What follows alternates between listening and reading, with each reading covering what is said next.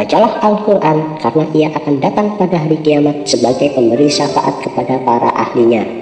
Selanjutnya, adapun kebaikan bagi mereka orang yang berkumpul untuk membaca dan mempelajarinya, Rasulullah Shallallahu Alaihi Wasallam bersabda, tidak berkumpul suatu kaum di salah satu rumah Allah Subhanahu Wa Taala, sedang mereka membaca kitabnya dan mengkaji atau mempelajarinya, melainkan mereka akan dilimpahi ketenangan, dicurahi rahmat, diliputi para malaikat, dan disanjung oleh Allah di hadapan para makhluk yang di sisinya. Nah, itu teman-teman, masih banyak lagi kebaikan-kebaikan kalau kita mempelajari Al-Quran.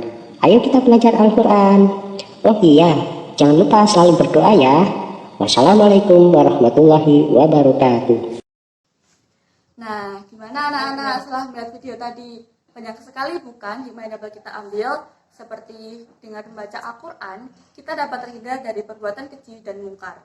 Selanjutnya, untuk tugas kalian, silakan kalian tulis hikmah yang dapat kalian ambil dari video tersebut di buku tulis kalian ya. Selanjutnya, masuk ke materi yang pertama, yaitu pengertian Al-Quran dan hadis. Al-Quran berasal dari kata qara'a yaqra'u Qur'anan, yang berarti membaca bacaan atau bacaan yang sempurna. Menurut istilah, Al-Quran adalah wahyu Allah yang diturunkan kepada Nabi Muhammad secara berangsur-angsur melalui malaikat Jibril dan yang membacanya bernilai ibadah. Pengertian yang lain juga menjelaskan bahwa Al-Quran adalah kitab suci yang berisi firman-firman Allah yang dimulai dari Al-Fatihah hingga An-Nas, dan keberadaannya sampai kini terus ada dari generasi ke generasi, baik secara lisan maupun secara tulisan.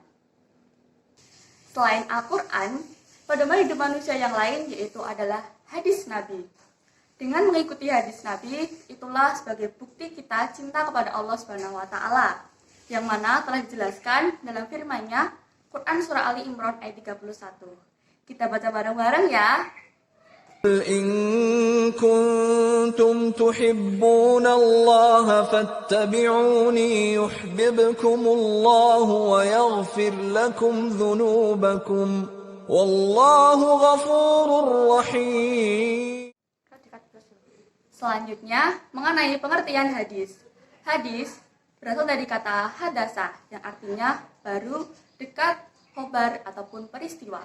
Menurut istilah, hadis adalah segala perkataan, sikap, perbuatan, dan ketetapan yang dilakukan oleh Nabi Muhammad Shallallahu Alaihi Wasallam.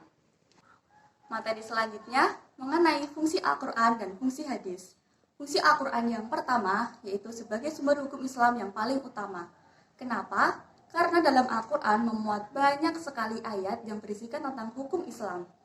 Fungsi Al-Quran yang kedua, Al-Quran sebagai sumber ilmu pengetahuan, contohnya tentang kelahiran manusia dan penciptaan alam semesta.